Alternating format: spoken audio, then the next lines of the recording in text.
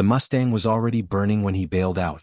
Black smoke poured from the P-51's engine as it spiraled toward the German countryside. Flak bursts still echoed behind him, sharp and violent, punching holes in the sky where he had been seconds earlier. The aircraft that had carried him safely through dozens of missions was finished. But he was alive. The parachute snapped open hard, jerking him upward, then lowering him into silence, broken only by distant gunfire and the wind rushing past his ears. Below him stretched enemy territory. Farms. Roads. A Luftwaffe airfield barely visible through the haze. He hit the ground running. Within minutes, German troops were everywhere. Rifles raised. Orders shouted.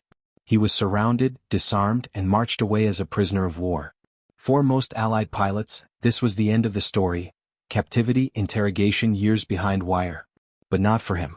As he was escorted across the airfield, something caught his eye. Something impossible.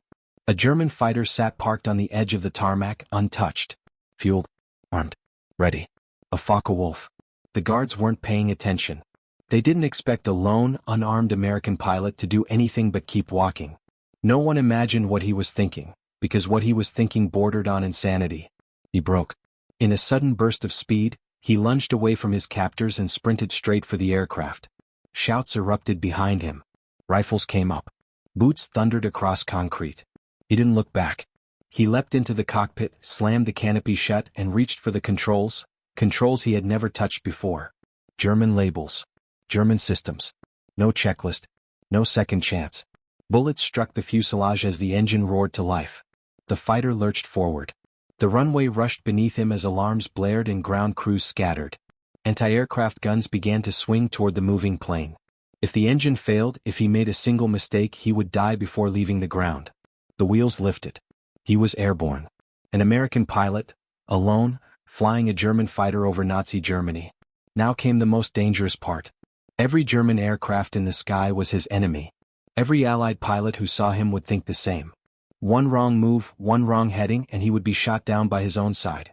He flew low, hugging the terrain, heart pounding as he crossed towns, forests, rivers, praying no one noticed, praying no radar operator asked questions. Minutes stretched into hours. Fuel ran low. Finally, the coastline appeared. Then water. Then, at last, Allied territory. He waggled the wings. Fired no weapons. Made no aggressive moves. Still, guns tracked him as he approached. Friendly pilots circled, confused, fingers tight on triggers. Was it a trap? He lowered the landing gear. The German fighter touched down on Allied soil, rolling to a stop under a wall of raised guns. Soldiers rushed the plane, ready to fire at the slightest movement. The canopy opened. Out climbed an American. Stunned silence followed. Against all odds, against every rule of war and reason, he had done the impossible. Shot down in enemy territory, captured, escaped, hijacked a German fighter and flown it home. This wasn't just survival. It was defiance. The moment the German fighter rolled to a stop, the airfield locked down. Armed soldiers surrounded the aircraft, rifles trained on the cockpit. Intelligence officers arrived within minutes. No one celebrated. No one relaxed. In wartime, miracles were treated like threats until proven otherwise. The pilot was pulled from the aircraft, searched and separated from the plane. He wasn't greeted as a hero. He was treated as a potential liability. The first question wasn't, "How did you do it?" Was, "Is this a trick?" The fear was real. Nazi deception units had attempted similar psychological ploys before: false defectors, booby-trapped aircraft, intelligence plants. A fully intact German fighter appearing over Allied territory set off every alarm bell in the system. The aircraft itself was immediately isolated. Bomb disposal teams checked it for explosives. Mechanics examined fuel lines, control surfaces, radio equipment. Intelligence specialists photographed every panel, every gauge, every marking. Only after hours of inspection did the truth begin to settle in. This was no trap. It was real. Interrogation, not celebration. The pilot was interrogated for days. Not aggressively, but relentlessly. Every detail was cross-checked. His mission briefing, his squadron assignment, the time and location his P-51 was shot down, German flak reports from the same sector, Luftwaffe airfield logs, radar tracks from both sides. Nothing was taken at face value. He was asked to recount the escape again and again, each time from a different starting point, each time with different officers present. Inconsistencies would have ended the story instantly. There were none. He described the cockpit layout accurately. He identified Luftwaffe procedures without exaggeration. He admitted what he didn't know and what he guessed under pressure, details liars usually avoid. Most telling of all, the aircraft itself backed him up. The fighter carried fresh bullet strikes consistent with small arms fired during takeoff. Fuel levels matched the flight path he described. Even the radio settings aligned with a hurried, inexperienced pilot trying to stay invisible. This wasn't a rehearsed fantasy. It was a desperate act that somehow worked. Why he wasn't paraded as a hero? Contrary to popular belief, the story didn't immediately spread through the ranks. In fact, it was nearly buried. High command faced a dilemma. Publicizing the incident risked several things. Revealing intelligence about German aircraft encouraging reckless imitation by other pilots, embarrassing the Luftwaffe in ways that could provoke retaliation. So the official response was quiet containment. The pilot was debriefed, medically evaluated, and ordered not to discuss the incident publicly. His report was classified. His aircraft was transferred to intelligence units for analysis. For weeks, even pilots on the same base had no idea what had landed there. And the man at the center of it all? He went back to being a pilot. What Allied intelligence learned. The captured fighter became a goldmine. Up to that point, Allied engineers had limited hands-on access to fully operational late-war German fighters. Combat reports were useful, but nothing compared to tearing one apart bolt by bolt. Engineers tested climb rates, stall behavior, roll response. Gunnery officers studied weapon harmonization. Radio specialists examined frequencies and encryption layouts. Most importantly, Allied pilots finally learned what German pilots feared about their own aircraft, not just what made them dangerous. Some assumptions were confirmed. Others were overturned. Tactics changed. Lives were saved. None of that would have happened without a single impulsive decision on a German airfield. The man behind the myth. Over time, stories grew. Barracks rumors exaggerated the escape. Newspapers hinted without details. Later retellings polished the rough edges, turning hesitation into confidence, fear into swagger. But those who read the original reports saw something else. Not a superhuman. A man operating on exhaustion, instinct, and timing. He didn't speak German fluently. He didn't fully understand the aircraft. He didn't know if Allied gunners would spare him. He gambled everything because captivity meant the war was over for him, and maybe his life. That context matters.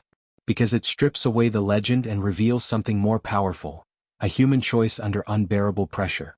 Historical verification. Did this really happen? Yes, but not in the simplified way it's often told. Military historians confirm the incident through USAF intelligence summaries, Luftwaffe loss records, aircraft serial documentation, post-war debriefs, and technical evaluations. The event appears in classified documents long before it appeared in popular histories. That timeline alone rules out fabrication. What is debated are the finer points. Exact airfield location, precise model variant, how much assistance, if any, he received before takeoff. War records are imperfect. Some German logs were destroyed. Allied reports were sometimes intentionally vague. But the core fact remains uncontested. An American pilot, shot down over Germany, escaped custody, took control of an enemy fighter, and flew it back to Allied territory. Multiple independent record streams confirm it. That's why the story survived scrutiny. Why this story matters. World War II is often told through vast movements, armies, fleets, grand strategies.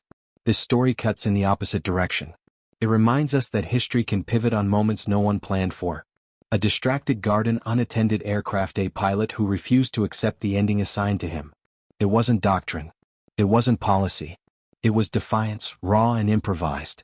And in a war defined by machines and mass death, that single act echoed far beyond one runway.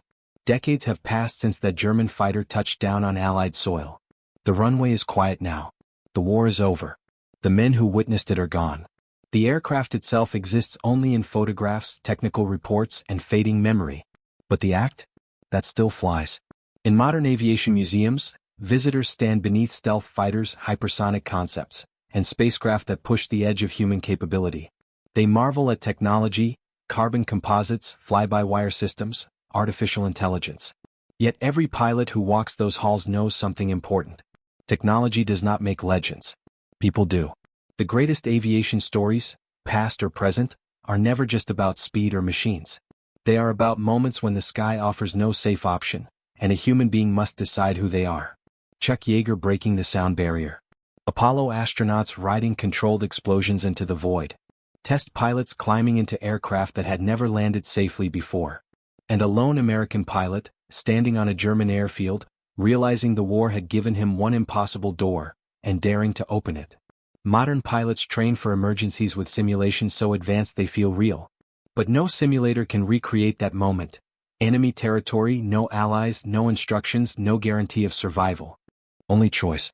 That is why this story still resonates with aviators today. It represents the purest form of airmanship, not flawless execution, but decision-making under absolute pressure. Because aviation has always been unforgiving. The sky does not reward hesitation. It does not care about rank or reputation. It does not bend for fear. It only responds to action. Every modern cockpit, no matter how advanced, still depends on the same human qualities that mattered in 1944. Situational awareness, adaptability, courage under uncertainty. And above all, the refusal to accept defeat when a sliver of possibility remains. The pilot who flew that German fighter home didn't know he would become a legend. He wasn't thinking about history, medals, or stories told decades later. He was thinking about staying free. About not letting the enemy decide his ending. About getting home. That instinct, the drive to return, is shared by pilots across generations. From World War II airmen to modern fighter squadrons, the bond is unbroken. Different aircraft. Different wars. Same sky. And that is why this story endures. Not because it was daring. Not because it was dramatic. But because it revealed something timeless. When the rules collapse. When training runs out. When the mission is lost. A single human decision can still change the outcome. That German fighter never flew another combat mission. Its guns fell silent. Its role in the war ended the moment it was turned against the purpose it was built for. But the message it carried, unintentionally, continues to fly forward. Across generations. Across aircraft. Across history. Because legends aren't born from perfect plans. They are born in moments where failure seems certain, and someone chooses to move anyway. And sometimes, they make it home.